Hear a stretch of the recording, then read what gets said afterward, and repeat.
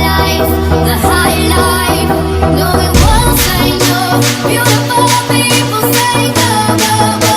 Beautiful people don't stress, stress, stress. We never rest. Beautiful people say yes. No, it won't say no. Beautiful people say go, go, go. Beautiful people don't stress, stress, stress. We never rest. Bonjour à tous dans cette nouvelle vidéo d'AFIP 2017 qui concerne les US Primer and Seasonality.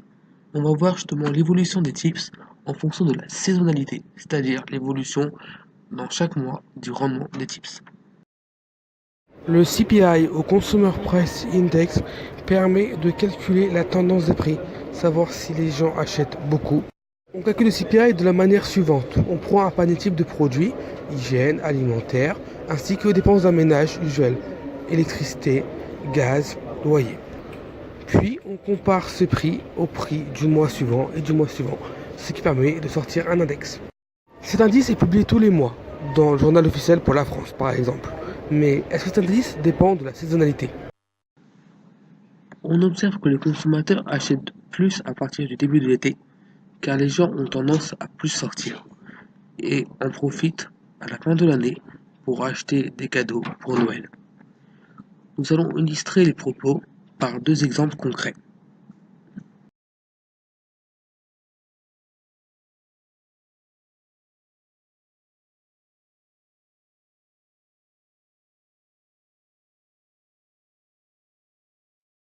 On voit l'évolution du nombre de voitures vendues chaque année en France et par mois. On voit qu'il est plus intéressant d'acheter une voiture en avril ou en août, car ils s'en vendent moins, ce qui permet de mieux négocier les prix avec les constructeurs.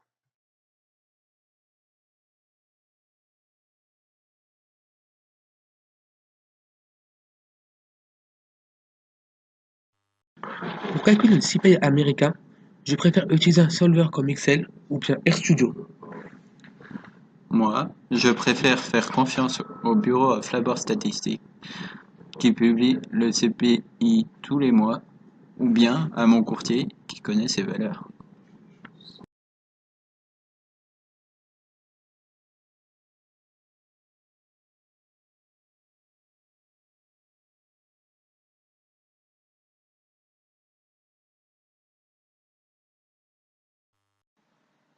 Faisons un résumé. Il y a deux stratégies à envisager. Soit tu mises sur une période courte pour faire un bon profit, mais c'est risqué. Ou bien tu ne prends pas de risque et tu mises sur le long terme, mais ton argent reste bloqué pour une certaine période de temps. Cette courbe représente le taux d'intérêt des tips en fonction du temps. Les barres verticales signifient que l'on change d'année. On observe une saisonnalité des rendements du tips. Il y a plus d'inflation en été, le tips est donc plus rentable.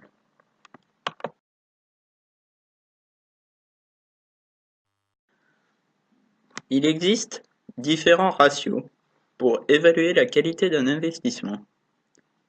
Premier ratio, les Z-score et Z-score permettent d'évaluer et d'attribuer une note qui qualifie la santé de l'entreprise. La stratégie digitale est un investissement de février à juin où l'inflation augmente pour avoir un fort bénéfice, puis ensuite on pose une situation nulle le reste de l'année. Il existe aussi le ratio de hit, qui est un moyen de mesurer la performance commerciale d'un produit.